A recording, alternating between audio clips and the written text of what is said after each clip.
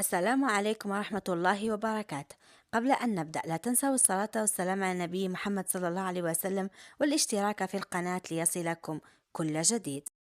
يدخل المنتخب الوطني الجزائري خلال شهر مارس تربصا تحضيريا مهما تحسبا للاستحقاقات القادمة في إطار برنامج فني وضعه الناخب الوطني فلاديمير بيتكوفيتش بالتنسيق مع رئيس الاتحاد الجزائري لكرة القدم السيد وليد سعدي. ووفق معطيات متداولة فإن المنتخب قد يواجه وديا كلا من منتخب الأوروغواي لكرة القدم ومنتخب غواتيمالا لكرة القدم في انتظار التأكيد الرسمي خلال الأيام المقبلة. أما بالنسبة للتغييرات المحتملة في القائمة، مصادر قريبة من محيط المنتخب تشير إلى أن القائمة المقبلة قد تعرف استبعاد ما بين 5 إلى 6 لاعبين مقارنة بالتربص الأخير في إطار إعادة ضبط التوازن الفني قبل المواعيد الحاسمة.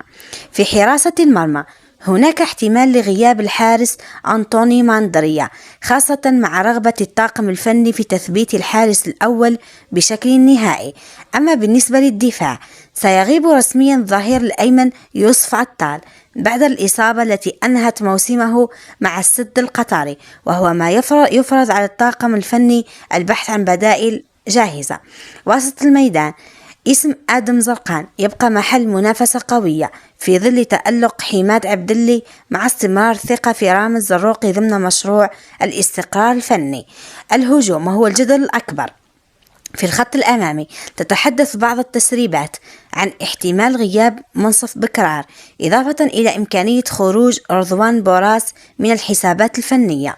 غير أن الاسم الذي يثير أكبر قدر من النقاش هو المهاجم بغداد بونجاح، فالتقارير تشير إلى أن المدرب يدرس إمكانية استبعاده في إطار توجه نحو أسلوب لعب أكثر سرعة وديناميكية رغم خبرته الكبيرة ودوره التكتيكي إلى جانب رياض محرز ومحمد الأمين عمورة.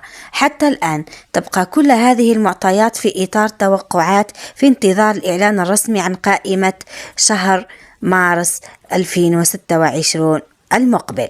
وأما الآن يبقى آراءكم، أعطوني آراءكم ولا تنسوا الاشتراك في القناة وتفعيل زر الجرس ليصلكم كل جديد.